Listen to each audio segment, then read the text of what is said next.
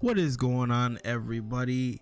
I hope you guys are doing well. On this video, I'm going to be talking about why you guys need to play a little bit more decisive. Now, the best way I want to go about doing this is, namely, I want to first and foremost gotta bust out the notepad.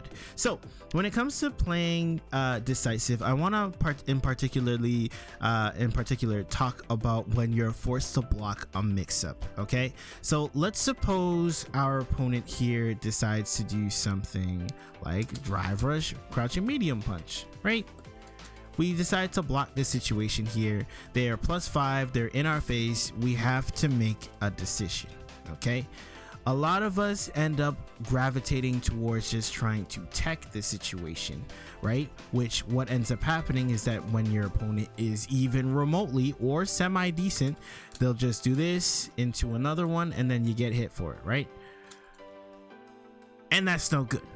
So how do we go about dealing with this? So if you clicked on this video, I'm sure you need some help. Lord knows I did at some point. But here's the thing, you want your favorite content creators to come and help you, but let's be real, they're charging like $60 per hour. You don't need that. But when I got you good. Over on this channel, I do free coaching sessions on Tuesdays and on Thursdays at 6:30 p.m. EST. So what does that look like?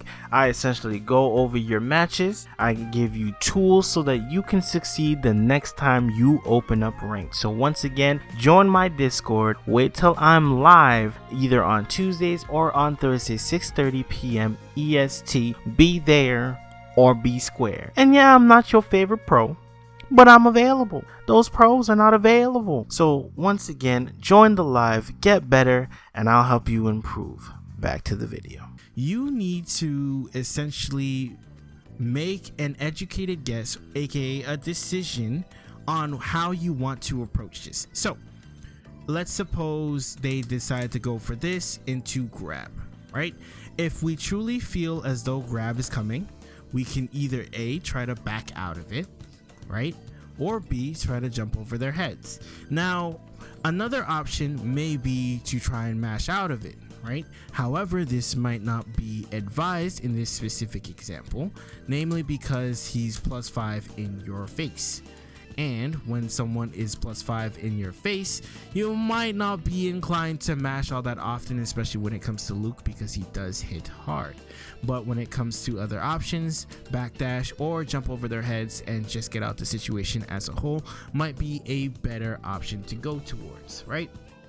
So when you're forced to make a decision, especially on block, you have to make one of two decisions, and depending on where you are in the match, it'll change.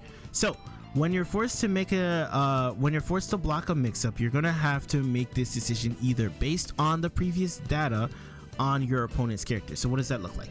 So if I've fought Lukes and I've been fighting Lukes for quite some time, right?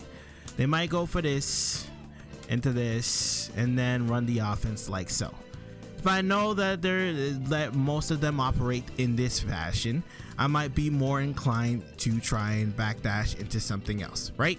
That's the mentality. That is how you approach it when you're initially going into the matchup.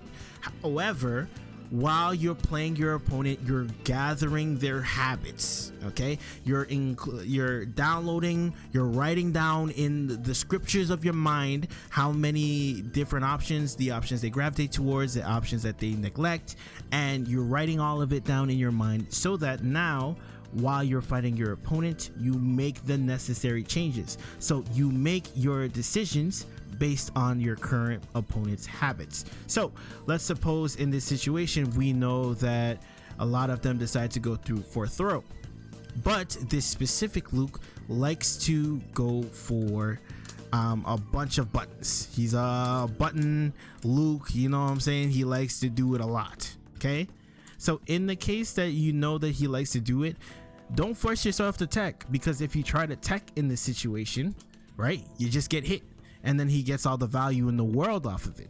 So making a decision based on your opponent's habits during the match is going to be really important when it comes to leveling up your gameplay. Like for instance, right, if I know you're going to keep mashing it because I know her EX spin has upper body info after frame 5, I might be inclined to give this a try. It's a little bit of a risk, granted, but it is, you know, it's the same idea of trying to go for a DP if you know that your opponent's going to keep trying to press buttons the entire time, right? So when you're trying to make adjustments based on your current opponent's habits, these sorts of habits, I'm going to lay out a couple of habits that people tend to have, especially when it comes to the metal ranks, right? So one of the ranks include, or one of the habits that we see a lot is an over reliance on throw, right? So what that looks like is that your opponent, anytime they get some sort of plus frames on you, right, they're immediately going for throw every time, right? And in the case that they're always going for throw, it might not be a bad decision to try and either tech the throw or try to backdash it, right? And then by doing so, you are also simultaneously getting out of the situation and taking your turn depending on which option that you decide to choose. One thing that you do have to be mindful of is that sometimes they will actually be successful in frame trapping you. So essentially, if they're in a certain range, right, or if your opponent does something like this, right, not really wise to try and mash out of this because it can be a frame trap situation, right? So you want to be wise. If you're going towards trying to mash out the situation, you want to be very wise with it. Okay, the next thing is that someone who doesn't throw at all. So what does that look like? An opponent who is constantly just going for buttons, right?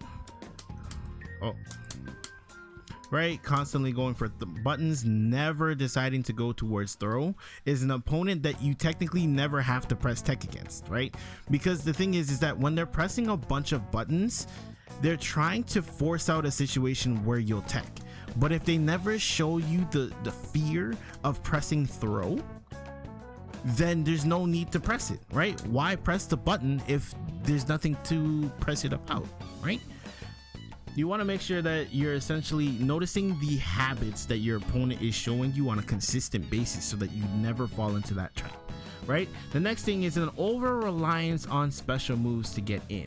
Now I gotta sub out my boy Jamie for someone who does this very constantly, and this is the Leslie loved, the not so loved Ken. Now a good example of this is, oh god, and a good example of this is this mix up here.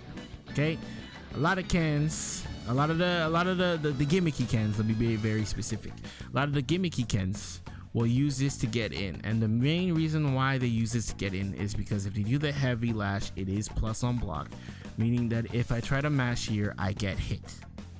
So how do we manage this? We can try and hit it, which it is a risk, I'm not gonna lie to you, because if you're off, you'll mess up. We can DI it.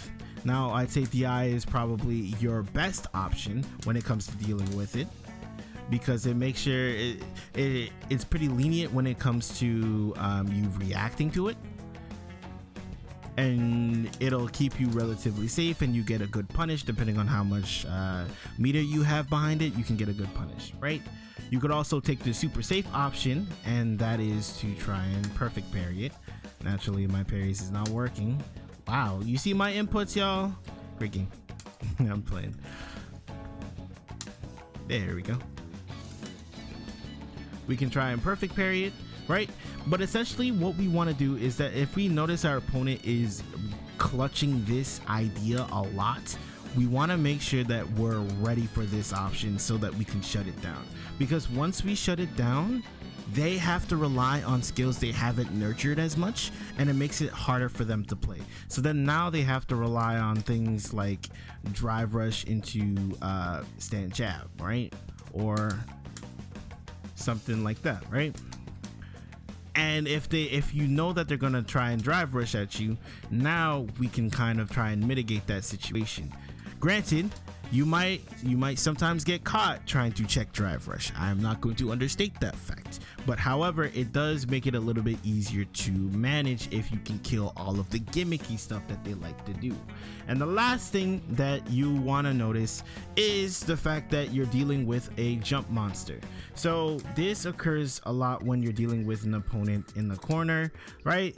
They want to try and bait you out like so, because if you are incorrect, you get hit in your dome, right? And they get a good punish and they feel good about themselves. But if you're patient, you're able to punish it, you're able to hurt them, and you're able to simultaneously start your offense after the situation, which is really good for you, right? Now, in order to beat jump monsters, you simply just have to be ready for them to jump at any point in time, because they're really uncomfortable with playing on the ground. So that means that even if it's just as simple as a crouching heavy punch, you want to be making sure that you're getting there and punishing that appropriately. Anyways, guys, I hope that helps. I also have a bunch of guides there that will help you through your Street Fighter 6 journey. And if you're looking for any character specific coaching, I have that there as well. And I go live on Tuesdays and Thursdays. Have a good one, y'all. Peace.